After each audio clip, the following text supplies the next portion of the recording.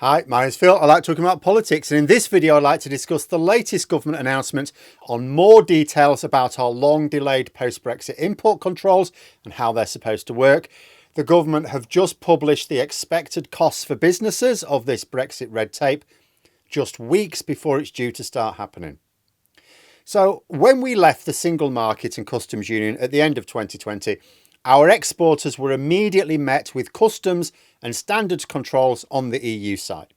This is because the EU took the referendum of 2016 seriously and made sure they were prepared to protect their own trade borders when the time came.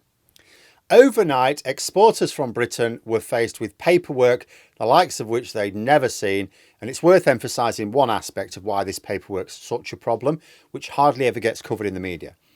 Like, don't imagine it's simply a case of filling in export paperwork for the EU and that as soon as you worked out how to do it, you're fine. That's the way Boris Johnson tried to present it. First of all, there is technically no EU paperwork for exports. You know, when the Daily Express moaned about EU red tape, it doesn't exist. The EU exists to remove the need for red tape. The paperwork you're filling in is not for exporting to the EU. It's for exporting to France or Spain, or the Netherlands, or Greece, or wherever in the EU single market you are now exporting. Because there is no exporting to the single market as such. From our point of view, at least in Britain, the single market may as well not exist. So if a British business is supplying a business in Belgium and has gotten used to that process of filling in those forms and absorbing those costs, and it's all fine, they're making smaller profits, of course, which means the Treasury gets, fewer tax revenues, okay, but they're managing, they're coping. That doesn't help them if another customer from Spain suddenly wants an order. Different paperwork. Doesn't matter that they're both in the single market. That only matters to each other. The single market only matters to the members of the single market. The single market in terms of the paperwork doesn't exist for us. It has meant extra cost and extra hassle. Some businesses were unable to manage the Brexit red tape profitably and so either had to scale back or close the business altogether. There's been a lot of that. Some had the means to open up an office or warehouse in the EU in order to be able to operate their EU business from inside the EU. Most small businesses have not been able to do that. But what choice did they have? Now we're having the reverse situation, albeit on a smaller scale. We didn't introduce import controls on EU goods when we left the single market and customs union, so there was that disparity. We were giving EU businesses selling in Britain a much better deal than British businesses were getting selling to the EU. It took us a full year to apply any customs controls at all, and they're still very weak even now, meaning we are subject to very high levels of smuggling. And we've only just started to apply standards controls this year, and we're doing that in baby steps, so as to avoid people seeing the full impact of Brexit. In fact, the government's approach to Brexit has been to deliver it slice by slice so that we didn't notice just how damaging it was. They allowed a bit of Brexit damage at a time, which is small enough for most people not to notice and for them to blame on other factors, rather than having the full Brexit from day one and leave nobody in any doubt as to what just happened. And the latest slice is charging businesses a fee to have their consignments checked for standards controls.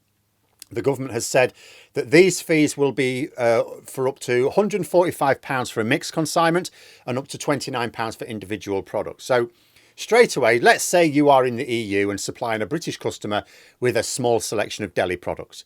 You're going to get hit with that £145 for inspection because the amounts you're exporting to Britain are so small that to maintain reasonable transport costs, you're going to put it on the same pallet as other products. It's the only efficient way to get it to Britain. So you may then end up having to pay this inspection fee, which might be about as much as the consignment's even worth. The Cold Chain Federation has said this is going to put the price of foods up. But what it also means is some specialist food shops, like an independent deli, will be unable to get some products into the country at all. This is another aspect of Brexit, which means large businesses will manage. They buy enough for it to be worth the hassle of their supplier. They'll have to pass on those higher costs to customers, but they will manage. Smaller businesses will suffer. Brexit can be described as many things, but above all, it is an assault on the small business model which the Conservatives used to claim they supported. But so far, that's just the problem from the point of view of the British importer. Those imports, if they're of plant or animal origin, so, you're sort of talking about largely food, will come with extra costs, and the exporting business is faced with extra paperwork, which they are also going to stick on the bill. Because remember, this, when we talk about this fee of up to £29 for individual products or £145 for mixed, that is the cost of just the checks. That's not the sole cost of these new measures. That's just the fee for checking. But what are they checking? Paperwork. The exporting business has got to get all this paperwork together to be checked in the first place. That could include a health certificate. All of this red tape comes at a cost for the exporter, and they will add that to your invoice. That is if they can be bothered. Consider that British exporters to the EU, who have faced these problems for years, have had little choice. The British market is large, but it's only so large. To export anywhere, even Northern Ireland, they now need paperwork where they did not before. But a business inside the single market has got more leeway. Like if they sell lots to Britain, if they've got a lot, a British customer that buys loads and loads like a supermarket, okay, it's probably worth their while arranging the new paperwork. They'll charge us for it. We're paying, right?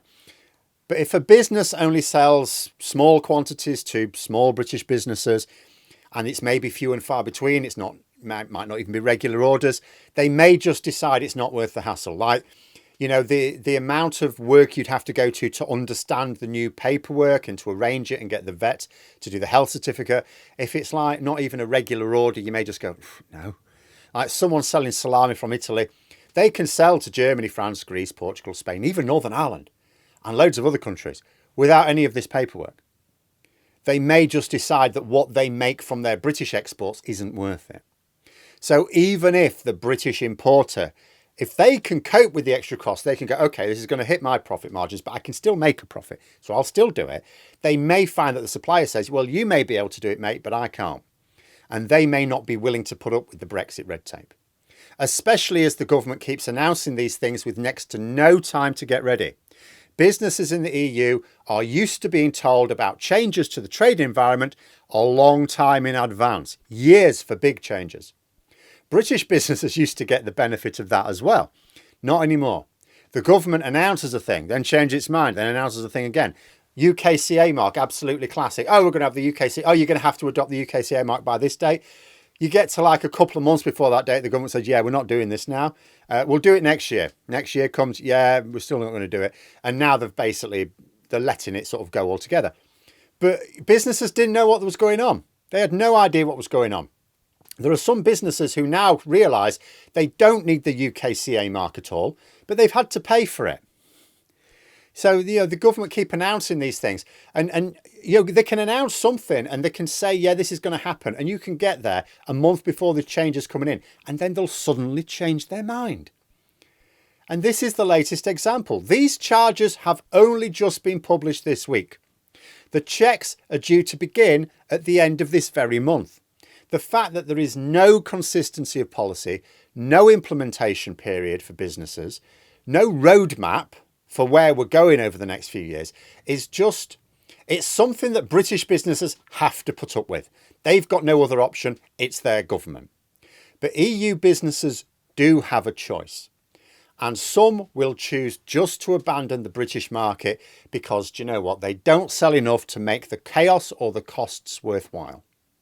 And the reason we have this chaos is because the Tories never, ever sat down and worked out their plans for trade borders because it was too uncomfortable for them.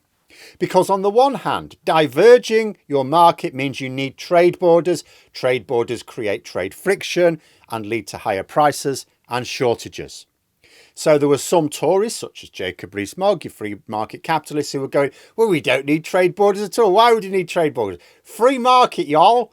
Only the problem with that is you have no way of enforcing standards in your own market then. Anything can come into the country and is doing. And you're working on an honesty box basis. The exporters will check themselves that the goods comply with these foreign standards. Well, they won't. Or if they try, they may be wrong. And also criminals are a thing. So it doesn't work.